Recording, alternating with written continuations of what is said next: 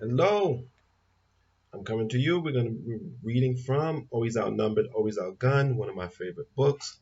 Was made into I think it was a film. If you can find it, watch it. Lawrence Fishburne, excellent. Um, let's continue. He didn't want to say it, but he didn't feel bad either. Why should he feel bad? It wasn't even his idea, it wasn't anybody's plan.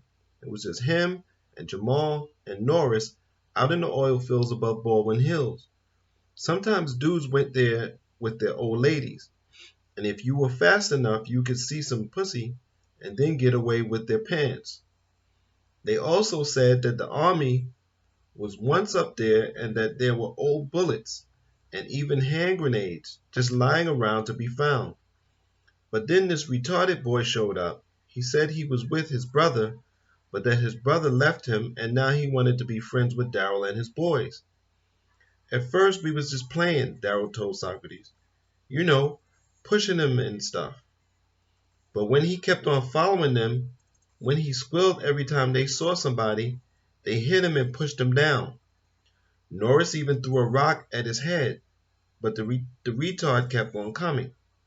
He was running after them and crying that they had hurt him. He cried louder and louder, and when they hit him to shut him up, he yelled so loud that it made them scared right inside of their chest.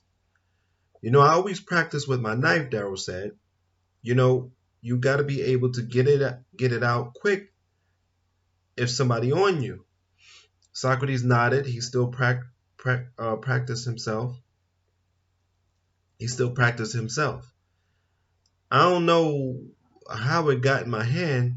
I swear I don't know. To cut him. Or got in my head. No, it says in my hand. I swear I don't know to cut him.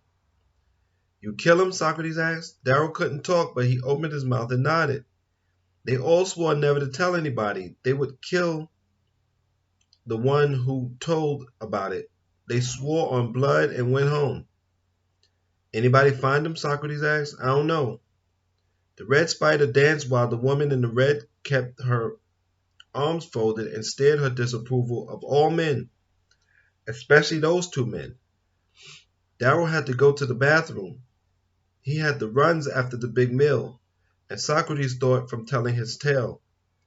But he came out, he looked ashy. His lips were ashen.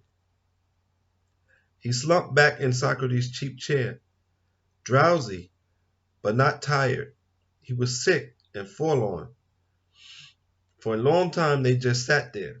The minutes went by, but there was no clock to measure them. Socrates learned how to do without a timepiece in prison. He counted the time while Darrow sat hopelessly by. What you gonna do, little brother? What? How you gonna make it right? Make what right? He dead. I can't raise him back here. When Socrates stared at the boy, there was no telling what he thought.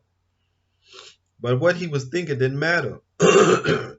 Darrow looked away and back again. He shifted in his chair, licked his dry lips. What? He asked at last. You murdered a poor boy, couldn't stand up to you.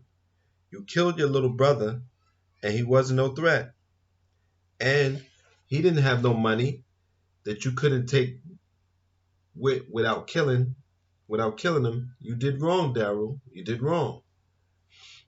How the fuck you know? Darrow yelled.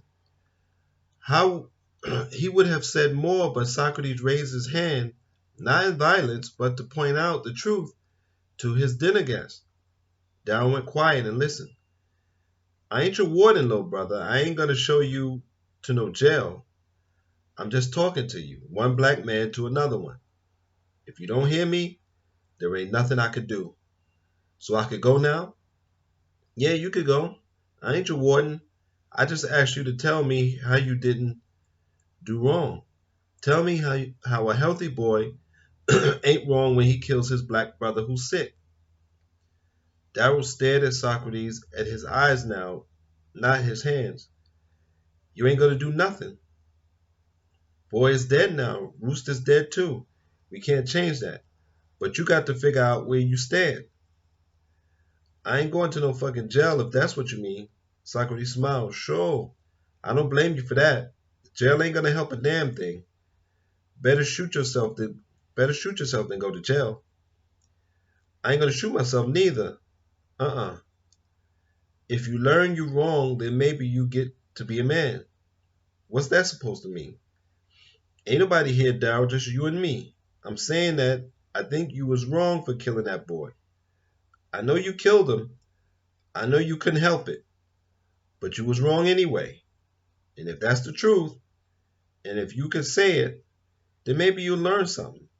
Maybe you'll laugh in the morning sometimes again. Daryl stared at the red spider. She was still now.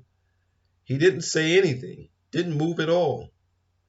We all got to be our own judge, little brother, because if you don't know when you're wrong, then your life ain't worth a damn.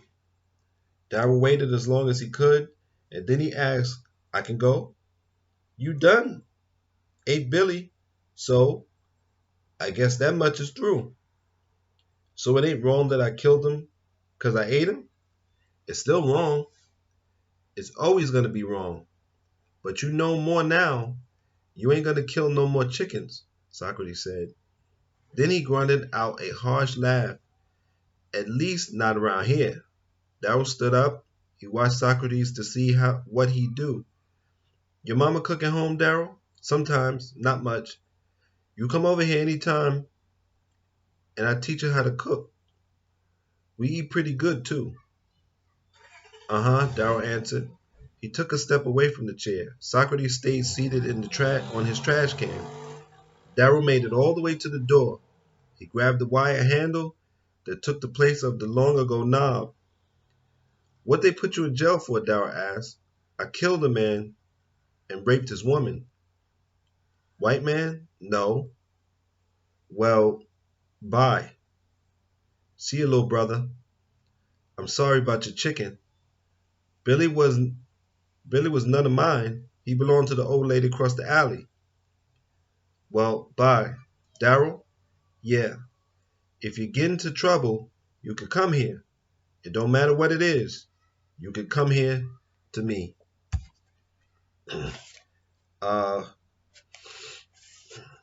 it's good that young people know they have a place to go.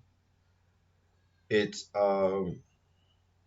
terrible that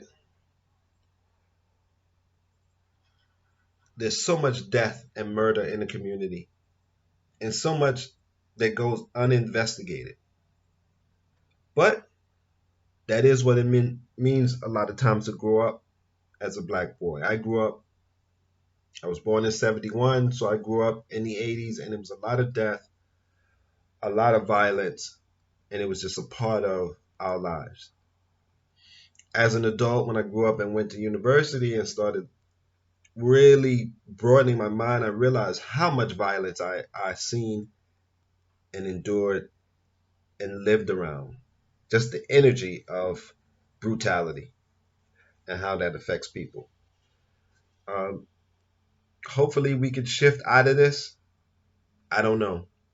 All we can do is our best to try to make a better society, make better communities. Until next time, I thank you for your support and take care of your mind, take care of your body, and be safe.